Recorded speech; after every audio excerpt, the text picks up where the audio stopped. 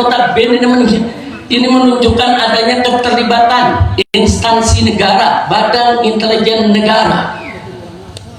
Nah, jadi Jokowi dan orang-orangnya, apakah itu BG, apakah itu Fadil Muhammad, apakah itu Idam Aziz, Tito, Dudung, Abdurrahman dan lain sebagainya, baik langsung maupun tidak langsung, semua terlibat.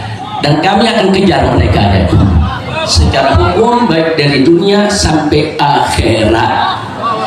Nah, jadi jangan lagi kita ini semua dibodoh-bodohi. Kami punya data itu sampai hari ini masih kami simpan.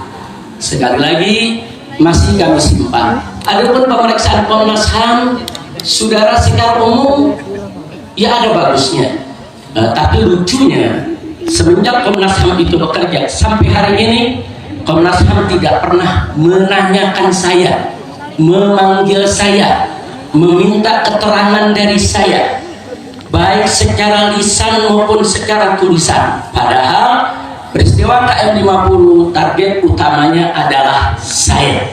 Jadi dari mulai Komnas HAM bekerja sampai hari ini, Komnas HAM tidak pernah menanyakan saya sepatah kata pun juga. Ada apa?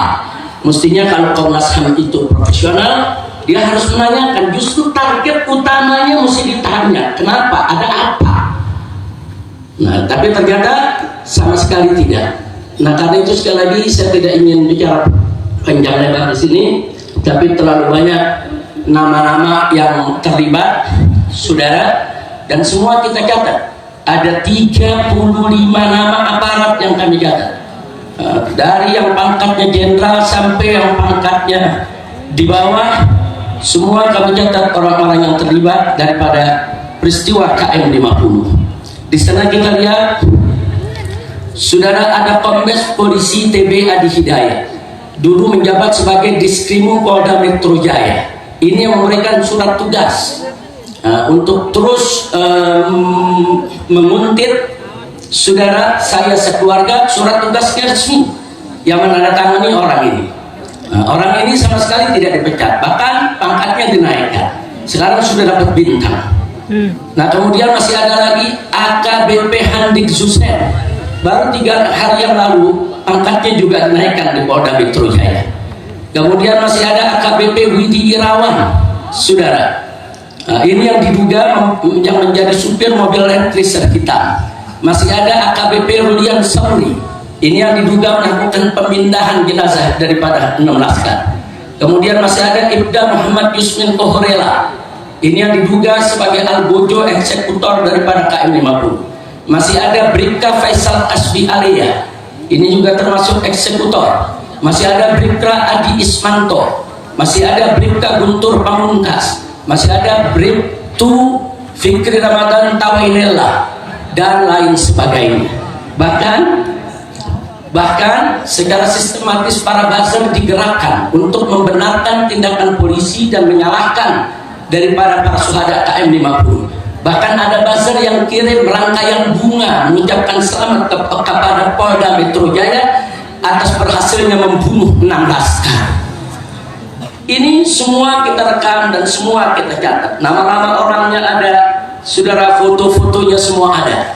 Jadi kita tinggal tunggu waktu yang tepat untuk kita seret mereka semua ke pengadilan HAM. Jadi sekali lagi, saya tidak bisa bacakan semua nama-nama yang ada, tapi nama-nama tersebut tidak akan pernah kita lupakan.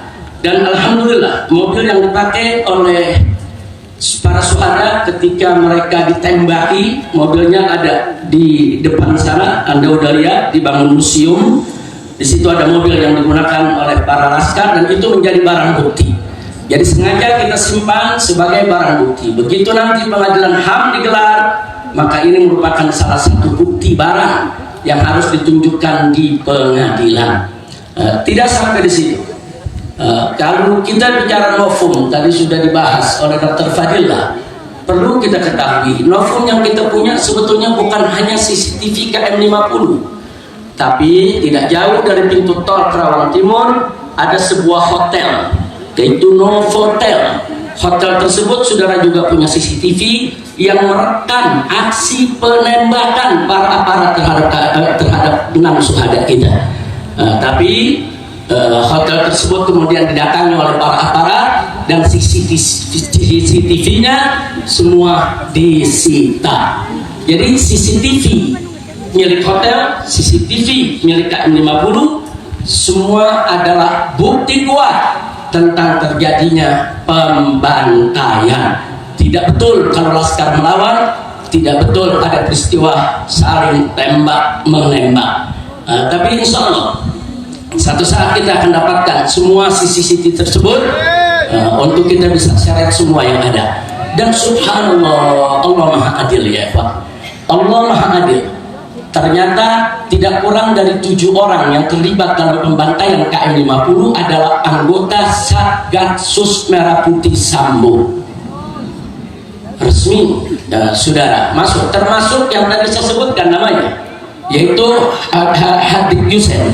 Itu juga termasuk anggota Satgasnya Sambo, dan dia adalah komandan daripada para pembantai KM50.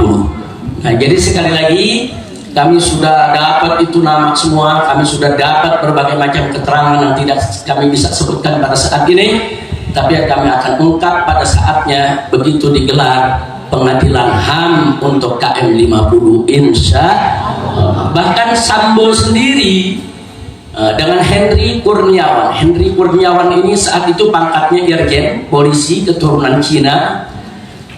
Dia ditugaskan oleh Sambo sebagai ketua provos yang memeriksa kasus KM50. Tapi lucunya dia sebagai ketua provos tapi ikut siaran pers bersama Kapolda Metro Jaya dan bersama Dudung ikut-ikutan memamerkan senjata-senjata, barang-barang bukti palsu, saudara.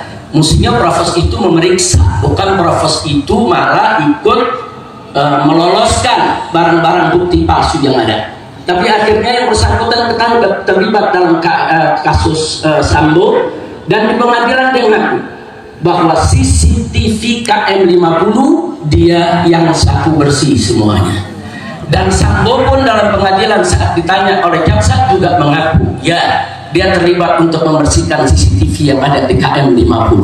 Jadi ini karamah syuhada, Allah bongkar ya kawan. Sambo dan pasukannya yang terlibat, mereka pikir saudara mereka akan bisa bersembunyi selamanya. Ternyata Allah ciptakan ada peristiwa bagaimana Sambo dan kawan-kawan membunuh yaitu salah satu daripada anggotanya, dan akhirnya di pengadilan semua terbongkar.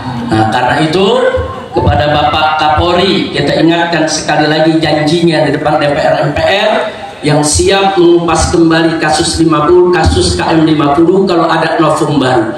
Novum barunya sudah ada Pak, tinggal Bapak mau proses atau tidak, itu saja. Nah, jadi jangan lagi beralasan novum baru, omong kosong. Bapak ketika itu sebagai kabak reskrim ketika kejadian, Kapolrinya adalah Bapak Idham Aziz. Bohong kalau Bapak tidak tahu CCTV 50 itu disingkirkan. Bohong kalau Kapolri itu tidak tahu kalau CCTV itu merupakan novum baru yang sampai hari ini belum pernah yaitu diajukan ke pengadilan. Jadi saya minta Pak Kapolri nggak usah main-main lah, jangan main kucing-kucingan lagi Pak, jangan. Nanti ujung-ujungnya Bapak akan terlibat langsung ataupun tidak langsung di dalam menyembunyikan kejahatan daripada anak buah Bapak sendiri. Yang terakhir saudara, saya prihatin, saya sedih karena kabinet yang dibentuk oleh Bapak Presiden Prabowo saat ini masih bau anyir darah KM50. Karena orang-orang yang tadi saya sebutkan, saudara, sebagian ditarik ke kabinet yaitu Pak Prabowo. Nah, kita bisa lihat BG dijadikan Menko Polkam, masih ada Pak Tito di sana, masih ada Dudung, saudara. Nah, kok bisa orang-orang yang bermasalah ini ditarik untuk duduk di kabinet? Padahal kita berharap Pak Prabowo ini punya kabinet yang bersih, yang profesional, yang hebat, yang kuat, yang bekerja demi bangsa, rakyat, kita dukung. Tapi ternyata saudara, orang-orang bermasalah, orang-orang justru yang kita sedang kejar dimasukkan ke dalam kabinetnya. Maka itu kita minta dengan hormat kepada Bapak Prabowo agar semua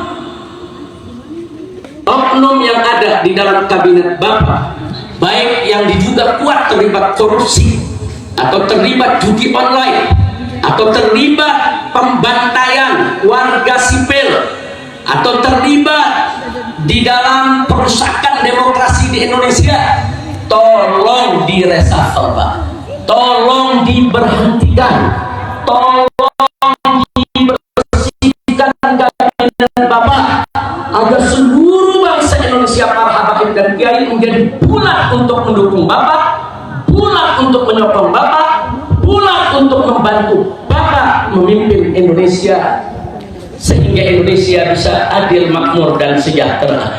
Amin ya rabbal alamin. Jadi PR kita masih panjang, belum selesai karena orang-orang bermasalah di KM 50 masih punya jabatan.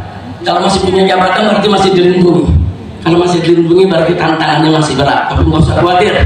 Nah, kita selama ini berjuang, khususnya para pengurus FPI dan laskar FPI, anggota FPI dimanapun berada, 1000 kali kita gagal, jatuh dalam perjuangan, 1001 kali kita akan bangun, bangkit kembali melanjutkan perjuangan.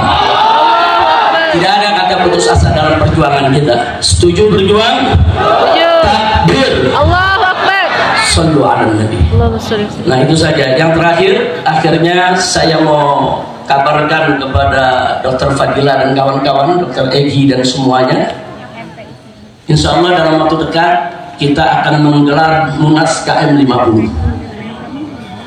Munas KM 50 ini akan menghadirkan seluruh laskar. Ada 27 laskar waktu itu yang ikut di dalam peristiwa KM 50, yang 6 meninggal dunia, masih ada 21 orang, termasuk saksi-saksi yang ada di KM 50, warga-warga yang berdagang di sana, semua akan kita hadirkan. Nah, kita akan sharing informasi karena FPI juga sudah mengumpulkan yaitu data-data yang sangat akurat, sangat lengkap lewat Munas KM 50 pertama tahun yang lalu. Tahun lalu kita sudah gelar Munas KM 50, kita akan gelar lagi. Kami berniat anggota TP3 kalau nggak salah ya. Nah, supaya TP3 bisa hadir semua. Kita akan sharing sekaligus kita menyusun langkah bagaimana supaya para penjahat ini, termasuk Jokowi dan kroni-kroninya, bisa kita kejar untuk kita jebloskan ke penjara. Bahkan kalau terbukti Jokowi terlibat secara langsung atau ada perintah, wajib dihukum mati. Takbir. Allahu Akbar. Itu saja yang bisa saya sampaikan. Kita mohon kepada Allah barakatul Fatihah dikabul oleh Allah Subhanahu wa taala.